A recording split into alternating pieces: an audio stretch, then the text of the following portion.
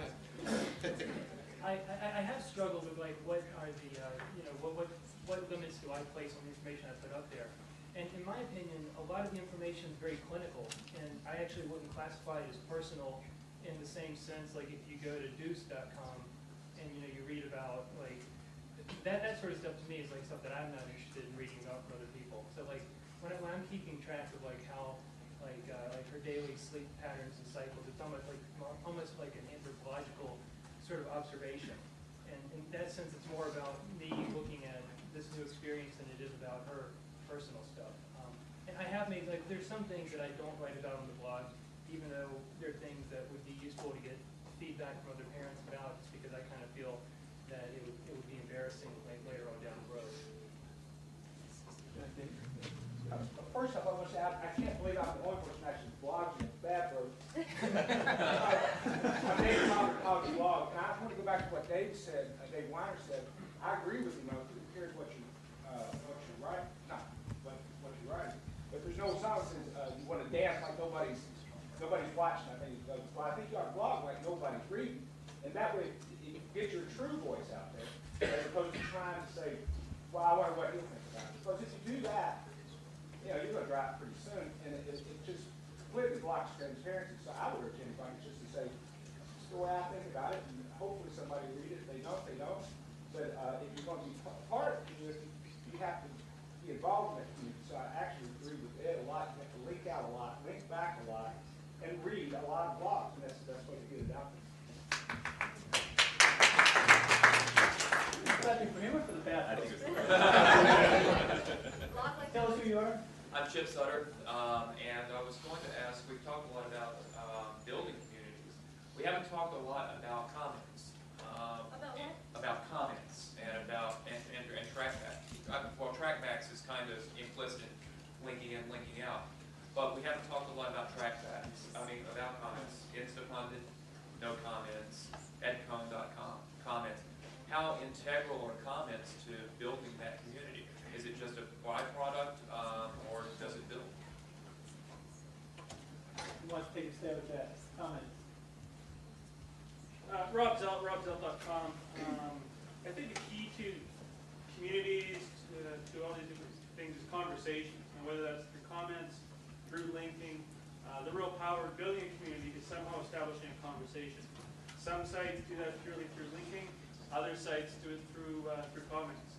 There are some sites where the initial post isn't as important as the conversation that post spawns, either through comments or through the links it generates. I think the conversation was key. In the back. Hi, I'm Terry Smith, and I have a blog, but not anything you'd want to read. And I'm new to blogging, but mostly I read blogs. But people were talking about how to get traffic. I never read blogs that have linked from other blogs. I read blogs because I searched an RSS feed, and I was looking for a particular topic. I found it. I went out there. If it has, it has a feed, I'll put it in my feed aggregator, and I can, I always know when there's an update, and I can go out there and scan what's happened. And I don't have, and it's going to be sitting out there. It could be, 2 weeks, and nobody's updated it. But I don't care because I'm going to know when it's updated, and I'll be able to quickly check it. And of course, then we share those in the same way that you share the other links. So I guess it's kind of a Google way of finding blogs. Are there any of you who leave more comments on other blogs than you write postings on your own blog? A few. Yeah. Give me your IP addresses so I can check it. Here's another question. How many people do not allow comments or tracebacks on their blog? And why? And why? Yeah. You and John and Ray Colbert. Ray. Can each of you guys just say why you don't? Because it seems you're different. So that you made probably good decisions. Brother, Weiner doesn't either wherever he is. He does? I think Weiner does have comments. I've read Weiner's blog. Sometimes do, sometimes don't. Yeah. I'll go first. Ray Colbert, RC3.org. And really there's two reasons why I don't have comments or trackbacks. One is which my blog's been around a really long time, and I wrote my own software in like 1999 before Blogger or movable type, so I write my own crappy software and it doesn't support comments, and I've been too lazy to update it. That's a good one.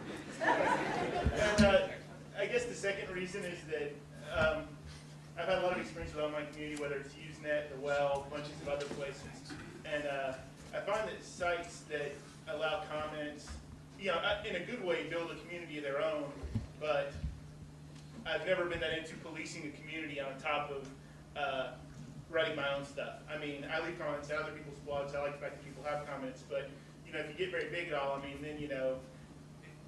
And also, I'm kind of, I guess, retentive. So, like when I go to a weblog, and you know, there's a you know post about George Bush, let's say, and then 5 comments down, people are talking about something completely unrelated. It just bugs me. So, John? So things are going on good. I publish and write for blogs that don't allow comments, so I think I should comment on the one where I make the decision, right? Probably, yeah. That would be johnlocke.org, the locker room. That is our blog that has quite a few contributors, but they're all invited. And there's several reasons for that, historically, why we made that decision. One of them was afraid that with comments, you're going to kind of interrupt the conversation that we kind of wanted everybody to see. So there's a lot of conversation about what we're talking about, but it's all like a corner or something. It's all posted within the same flow of information. Another concern that was frankly more telling at the time was simply the fear that a kook or a troll would go in there and say kooky things, and I'd have to have somebody or myself be constantly policing and taking out comments that have inappropriate things in them, or otherwise be blamed for what some kook says on the site. Now, I will admit that I'm getting over that trepidation. I'm trying to get over that trepidation, and we may actually add comments when I get over it. But that was my concern. Yeah, both of you have mentioned, you said policing or moderation and kind of control the blog. You know, the first example I talked about was a village chief in a little village in South Pacific. Well, when that chief brought everyone together, he moderated the conversation. And when we were first organizing this, we thought we were going to have 20 people in a room where we'd all be around and be much more free-form and not moderate it. So, you know, kind of second point is a scale of community. When that changes, when you have to begin moderating or policing comments, or directing your collaborators in the conversations they're using in their posts. Lance McCord, lancepmccord.com, but more interesting for blog.net is also something I'm involved in. To provide another perspective on this, I spend a lot of time in my own comments just because when someone does comment on something that I've written, I'm excited that they had something, they read it, they thought about it. So I get an email whenever someone comments, and my first inclination is to run in and respond to them. You're right, or no, you're wrong, or here's something else to think about. And I wonder how much time the rest of you spend in your own comment section, and whether you can spend so much. I do worry that maybe I tend to shut down conversation by being in my own comment section. And I just wonder if anybody has any thoughts on that. Could I also ask for just to follow up on, I'm curious, just as a baseline matter, to know whether anybody has any numbers about blog reader behaviors. What percentage of people who go to a blog actually click through to the comments? I'm under the impression that it's quite small, that it's a tiny fraction. And if that's so, then that would seem to, be an impediment to, maybe it depends on which kind of blog you are or whatever, but I'm curious to add that in, I'd like to know some information about that. Well, as an example of that, yeah, I'm Ruby Sunrise of orangepolitics.org. And a number of you have already come up to me today and told me that you read the site, and none of you post comments there. So, right, Lance is one of them.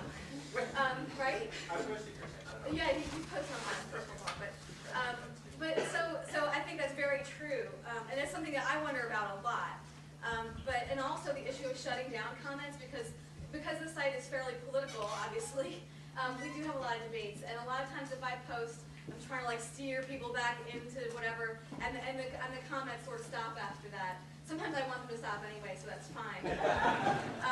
But I try to stay out of the threads as much as I can because it's the community having a debate with each other, and I've already had my say sort of at the top. But that varies. There's certain things if I'm passionate about them, I'm all up in there. But a lot of them I just let them go. For me, it depends what the topic is. Like, I have things for a brunch tomorrow. I don't have a problem. I can comment in that thread. Nobody's going to flame me. I'm not going to stop the conversation by being present there.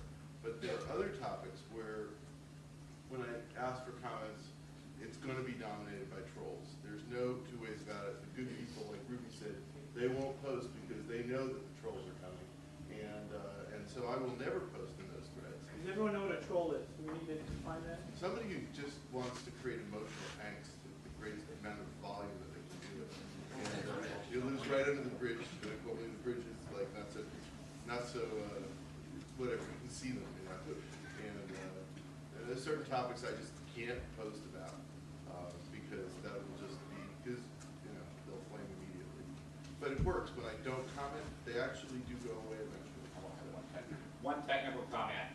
I'm not putting these blogs up in any particular order. It's that my wireless is either really strong or non-existent. So sometimes you'll get something and sometimes you won't. Ray Coleman again. No, Sam, let's have Sam Ruby, Inter20.net. I'll explain that long tail chart, actually some 3 segments.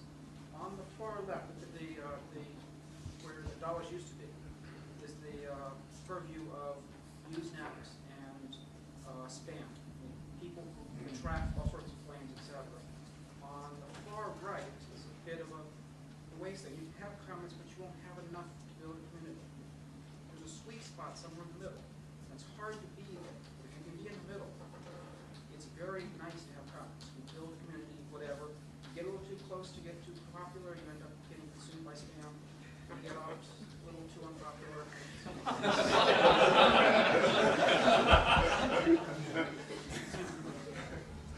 Yeah, we have a new more skills.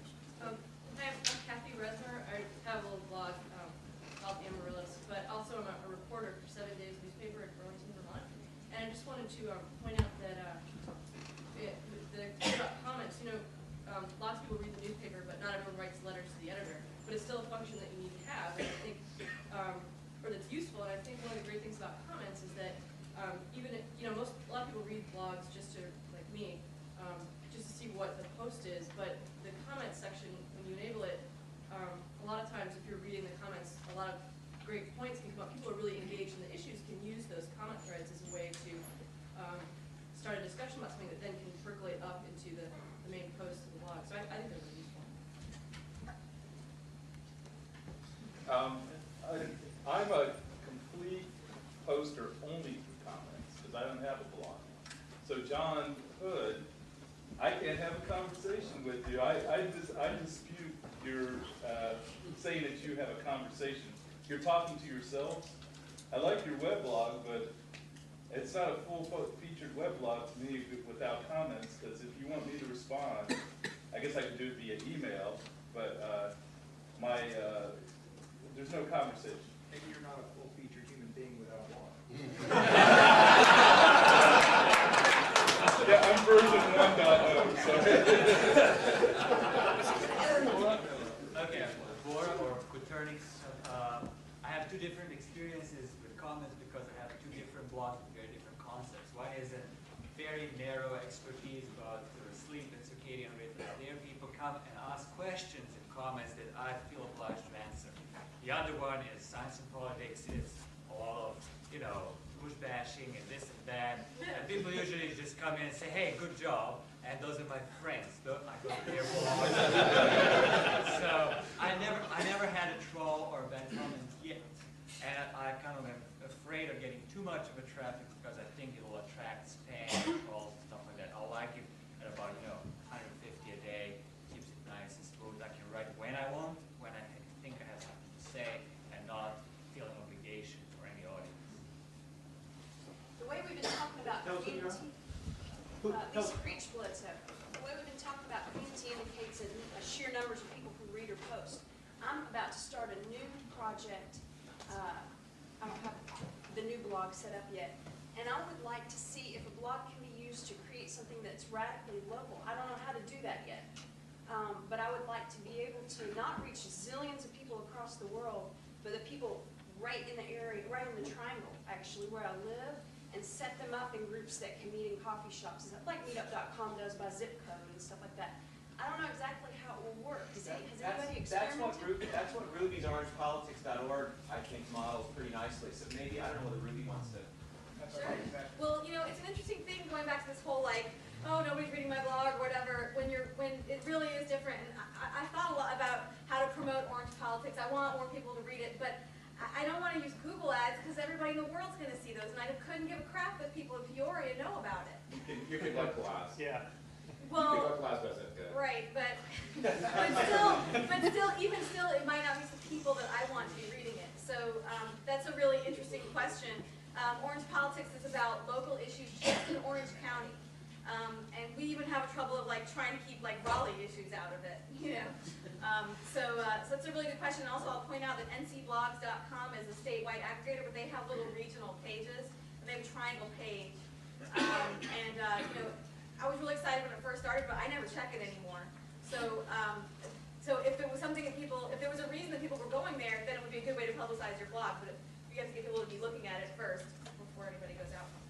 We're doing exactly what I think she's asking about. If you want to go there, it's www.techlinks.net. You're from where? Atlanta, Georgia. But we are totally focused on a geographical area. We're promoting the meetings of the technology industry and the news only pertaining to that industry and that state. So while it's there, available as a daily delivery service to all of them, to anyone who wants it, it really is only focused on that one geographical unit. What we find is that we get subscribers from all over the world and all over the nation, but it still is focused on that one geographical spot.